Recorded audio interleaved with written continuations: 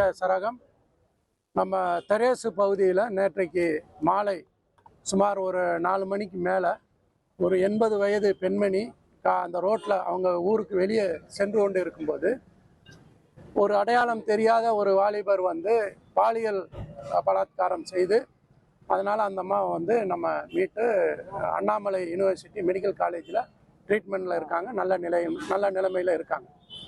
So அதை குறிப்பாக அதை விசாரணை செய்து டிஎஸ்பி பன்ருட்டி ராஜா தலைமையில் மற்றும் ஆய்வாளர் வேலுமணி தலைமையில் ஒரு 4 தனிப்படைகள் அமைக்கப்பட்டது.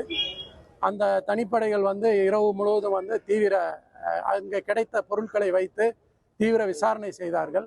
விசாரணை செய்ததில் அந்த தெரேசு பகுதிக்கு அருகே உள்ள எஸ்கே பாளையம் என்ற ஊரை சேர்ந்த சுந்தரவேல் அப்படின்ற ஒரு நபர் தான் இந்த பாலியல் பலாத்காரம் செய்ததாக கண்டுபிடிக்கப்பட்டு அவரை வந்து இன்றைக்கு காலையில் காடாம்புலியூர் அருகே இருக்கக்கூடிய ஒரு இடத்துல வந்து பதுங்கி இருப்பதாக தகவல் தெரிந்து அங்கே போகிறாங்க.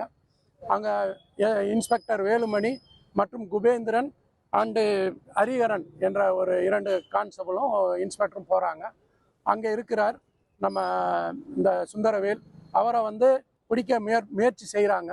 முயற்சி செய்யும்போது அவர் வந்து கையில் இருக்கக்கூடிய கத்தியை வைத்து மிரட்டுகிறார். அதாவது வந்து வெட்ட வருகிறார். ஆய்வாளர் வந்து எச்சரிக்கிறார்.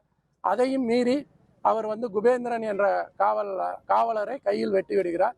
அதை மீறி தங்களை ஆய்வாளரும் அந்த காவலர்களையும் தற்காக்கும் பொருட்டு இவர் வந்து ஒரு ரவுண்டு ஃபயர் பண்ணுறாரு. அது காலில் முட்டியில் ஃபயர் பண்ணுறாரு. ஸோ அதை உடனடியாக அந்த சுந்தரவேலையும் அந்த காவலரையும் எடுத்துக்கொண்டு வந்து இப்போ பன்ருட்டி ஜிஹெச்சில் அட்மிஷன் பண்ணியிருக்காங்க. இவர் மட்டும் அட்மிஷன் பண்ணியிருக்காங்க, இப்போ அங்கே ட்ரீட்மெண்ட்டில் இருக்காங்க. ஸோ இதில் வந்து என்னென்னா இந்த சுந்தரவேலுக்கு வந்து ஆல்ரெடி தமிழகம் முழுவதும் 4 கொள்ளை வழக்குகள் உள்ளது.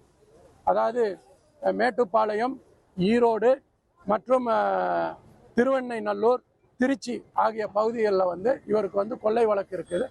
கடந்த மார்ச் மாதம் வந்து தான் இவர் திருச்சி கண்டோன்மெண்ட்டில் போடப்பட்ட கொள்ளை வழக்கில் வந்து சிறை சென்று 2 நாட்களுக்கு முன்பு தான் இங்கே வெளிவந்திருக்கிறார்.